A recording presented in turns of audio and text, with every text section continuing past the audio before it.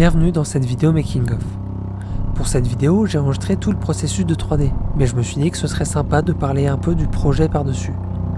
Je vais d'abord parler de l'origine de l'idée, puis je raconterai l'idée que je me fais d'un jeu d'horreur Soldat Rose. Tout d'abord, ce qui me paraît le plus important à dire, c'est que ce n'est pas et ne sera pas un vrai jeu. Je n'ai ni les compétences ni le matériel pour créer un vrai jeu vidéo.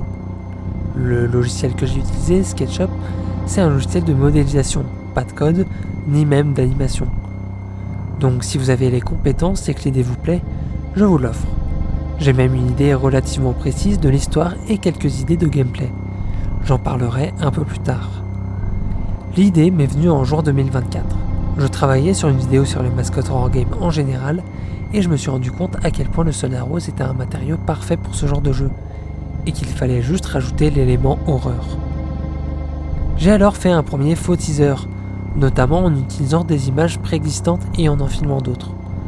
Avec du recul, le résultat n'était pas super.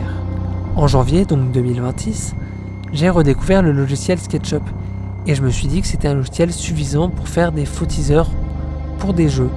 Et du coup, j'ai ressorti cette idée pour en faire un teaser en 3D, comme s'il s'agissait d'un réel mascotte horror game.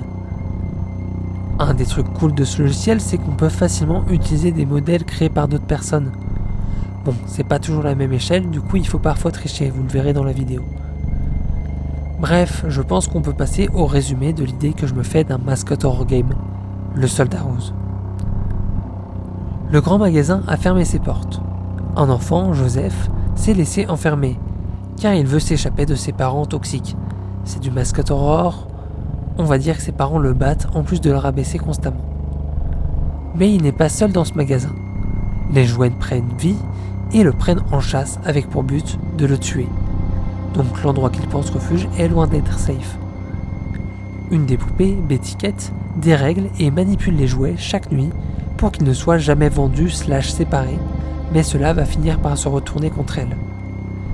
Parmi les antagonistes, un petit train électrique inarrêtable et aux directions aléatoires, une peluche de panthère noire revenue à un état d'animal sauvage prédateur, la reine et le roi d'un jeu d'échecs auquel il faudra réellement jouer et gagner, sinon game over, un puzzle auquel il manque une pièce et devenu fou, il faudra retrouver cette pièce pour qu'il se calme et même devenir un allié, il aimerait que tout rentre dans l'ordre et s'oppose clairement à Betty. Un petit chimiste, véritable scientifique fou avec des produits réellement dangereux, il y a eu des vrais cas de matériaux ultra toxiques et dangereux dans ce genre de jeu, et surtout un Soldat Rose qui a totalement vrillé, armé d'un réel fusil à baïonnette. Il faut également éviter le gardien de nuit, qui paraît très strict sur la sécurité mais ne voit même pas la menace que représentent les jouets. Et l'enfant ne veut pas être trouvé car il ne veut pas retourner dans sa famille. L'enfant devra survivre toute la nuit, jusqu'à l'arrivée de l'homme de ménage, qui est bien au courant que les jouets prennent vie.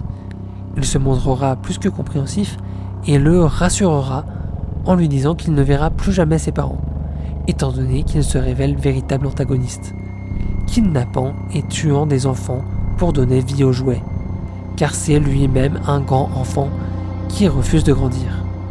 Donc le monde des grands est bien trop petit, et veut pouvoir jouer avec des jouets tout aussi vivants que lui, comme si c'était plus des amis que des jouets. Mais ces derniers lui obéissent car ils le craignent. Après tout, c'est lui qui les a tués puis rendu la vie. Dans la suite, les joueurs essaieront de se révolter, faire justice et se venger. Car oui, dans l'idée, il y aurait une suite. Après tout, les mascottes horror game ont presque toujours plusieurs chapitres, et même l'histoire de base du Soldat Rose a eu des suites, dont une qui est un préquel et se passe dans une usine de jouets, ce qui fait carrément penser à Poppy Playtime. Mais du coup, ça, ce serait une suite, et c'est donc une autre histoire.